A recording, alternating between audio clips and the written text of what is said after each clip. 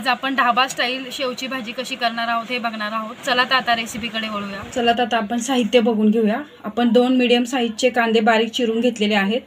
त्यानंतर कोथिंबीर, एक मोठा टोमॅटो, ही अशी जाडी शेव घेतली आहे, आलं लसूण पेस्ट, मीठ घेतलेला आहे, धनिया पावडर, गरम मसाला, हळद, मिरची पावडर, जिरं मोहरी। आता आपण ह्यामध्ये 2 चमचे तेल टाकून घेऊया।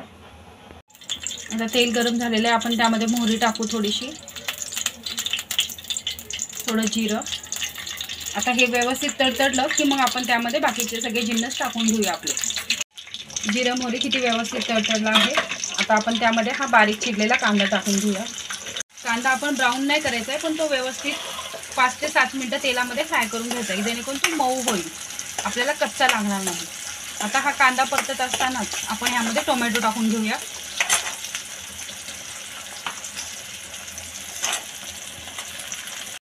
आता आपण ह्यामध्ये टोमॅटो टाकून घेतलेला आहे। टोमॅटो व्यवस्थित गाळ करून घेऊ आपण। त्यामध्येच आपण आता मसाले टाकून घेऊया, सुके मसाले। आता ह्यामध्ये आपण थोडी हळद, थोडी धनिया पावडर, थोडा गोडा मसाला, लाल मिरची पावडर।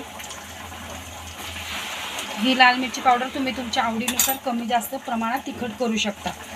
चवीपुरतं मीठ आणि आलं लसूण पेस्ट हे टाकून आता आपण हे 2 मिनिटं तेलामध्ये फ्राय करून घेऊया। सगळे जिन्नस व्यवस्थित तेलामध्ये हे सगळे जिन्नस फ्राय करून घ्यायचे 2 मिनिटं। आपण यामध्ये थोडीशी कोथिंबीर टाकायची, नंतर आपल्याला कोथिंबीर लागणार आहे, पण फोडणीमध्ये थोडी टाकल्याने त्याचा स्वाद हा जरा थोडा वेगळाच येतो।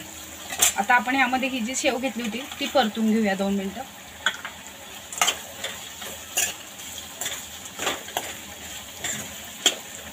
तुम्ही बघू शकता आपण शेव किती व्यवस्थित आता ह्यामध्ये परतून घेतले।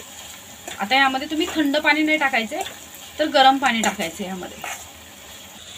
आता तुम्ही ह्यामध्ये गरम पाणी टाकू शकता, जेवढं तुम्हाला पाहिजे त्या प्रमाणामध्ये तुम्ही ग्रेव्ही करू शकता। हे पण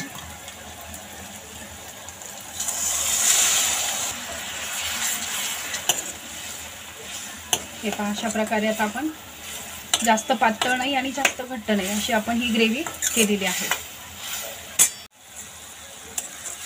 हे पहा, याला किती छान उकळी आलेली आहे। आता ही भाजी आपली खाण्यासाठी तयार आहे। आता आपली ही शेवची भाजी खाण्यासाठी तयार आहे। ही तुम्ही पुरी बरोबर किंवा ब्रेड बरोबर खाऊ शकता।